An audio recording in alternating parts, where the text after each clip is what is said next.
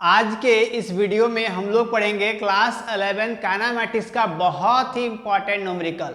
इससे पहला वीडियो जो हम लोगों ने पढ़ा था वहाँ पर डायरेक्शन आप लोगों को डायरेक्ट निकाल के बताया गया था। यहाँ पर डायरेक्शन हम लोग सॉल्व करके बताएंगे कि डायरेक्शन हम लोग फाइंड कैसे करेंगे। ठीक है, तो क्वेश्चन क्या है, two forces 10 Newton and 40 Newton.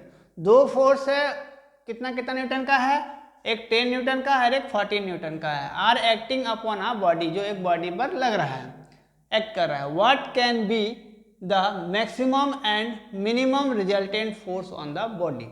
उस बॉडी का मैक्सिमम फोर्स कितना होगा और मिनिमम फोर्स कितना होगा, हम लोग को वो फाइंड करना है। ठीक है, तो रिजल्टेंट फोर्स का फॉर्मूला क्या होता है, R equal to root under A square plus B square plus 2ab cos theta, ये फॉर्मूला होता है ना। तो यहाँ पर हम लोग ये समझते हैं कि cos थीटा, यहाँ पर जो थीटा है वो थीटा का वैल्यू वो हाईएस्ट कब होता है और कम कब होता है, लोवेस्ट कब होता है, कि cos थीटा का जो वैल्यू है वो मिनिमम कितना होता है और मैक्सिमम कितना होता है ना। तो cos थीटा का मैक्सिमम वैल्यू होता है +1 और cos थीटा का मिनिमम वैल्यू होता है -1। इसी दो चीज से हम लोग आज को सॉल्व करेंगे, है ना।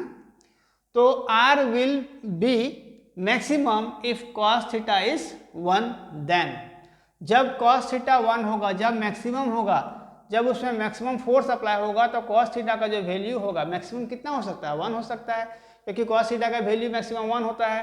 तो यहाँ पर रिजल्टेंट जब निकालेंगे तो R equal to A minus B, मतलब ए वेक्टर, ए फोर्स को बी फोर्स से हम लोग माइनस कर देंगे, सॉरी प्लस कर देंगे ना, प्लस कर देंगे, है ना। तो यहाँ पर क्या हो जाएगा, आपका ए का जो वैल्यू है वो 10 है और बी का जो वैल्यू है 14 है। दोनों का ऐड करेंगे तो 10 और 14 24 न्यूटन।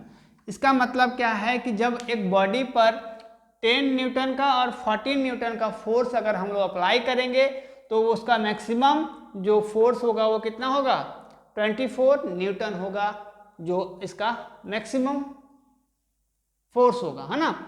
मैक्सिमम रिजल्टेंट फोर्स कितना लगेगा इसमें, 24 न्यूटन होगा। 24 Newton in the direction of 14 Newton, in the direction of 14 Newton, in the direction of in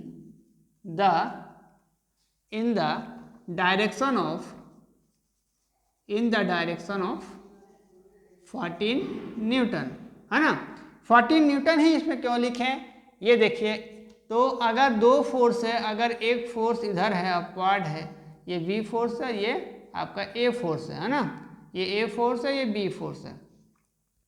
तो पहले में मेरा 10 न्यूटन का लग रहा है, दूसरे में मेरा कितना 14 न्यूटन का लग रहा है। तो जितना भी रिजल्टेंट फोर्स होगा वो रिजल्टेंट फोर्स किसके डायरेक्शन में लगेगा, 14 न्यूटन के डायरेक्शन में लगेगा, है ना। और इसका मैक्सिमम फोर्स कितना होगा, 24 न्यूटन होगा, है ना।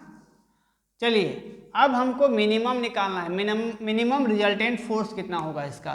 तो बी नंबर में क्या फाइंड करना है हमको, R will be minimum if cos theta equal to -1। cos theta का वैल्यू कितना होगा, -1 होगा जब मिनिमम होगा तब, है ना, थीटा मिनिमम होगा तब। देन क्या हो जाएगा कि इसमें जस्ट उल्टा हो जाएगा, r equal to A minus B, वहाँ पर प्लस करेंगे, यहाँ पर माइनस करेंगे, क्योंकि हमको मिनिमम निकालना है ना। तो या फिर हम लोग ऐसा भी लिख सकते हैं कि b माइनस ए, दोनों फॉर्मूला का यूज हम लोग कर सकते हैं। ऐसा क्यों किए हैं, क्योंकि यहाँ पर फोर्स माइनस में नहीं हो सकता है, बी को हम लोग आगे करेंगे। तो बी कितना है आपका 14 माइनस ए कितना है 10 है ना। तो कितना हो जाएगा, 14 में 10 माइनस करेंगे तो 4 न्यूटन। इसका मिनिमम फोर्स जो होगा, रिजल्टेंट फोर्स होगा वो 4 न्यूटन होगा और मैक्सिमम जो होगा वो 14 न्यूटन होगा। In the direction of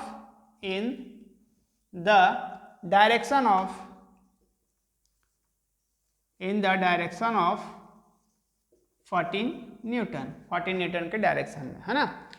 14 Newton के डायरेक्शन में जो इसका मिनिमम फोर्स होगा, मिनिमम रिजल्टेंट फोर्स होगा वो 4 न्यूटन का होगा और मैक्सिमम 14 24 न्यूटन का होगा, है ना।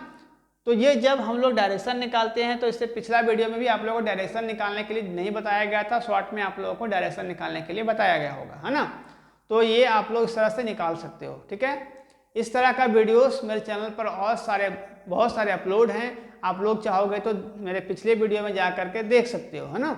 जो बच्चे नए होंगे मेरे चैनल को सब्सक्राइब करेंगे और शेयर जरूर करेंगे, ताकि जो और भी बच्चे हैं वो आसानी से जुड़ सके, अच्छे से फिजिक्स पढ़ सके, अच्छे मार्क्स ला सकें और फिजिक्स सीख सकें। मिलते हैं अगले वीडियो में, तब तक के लिए थैंक यू, टेक केयर, जय हिंद।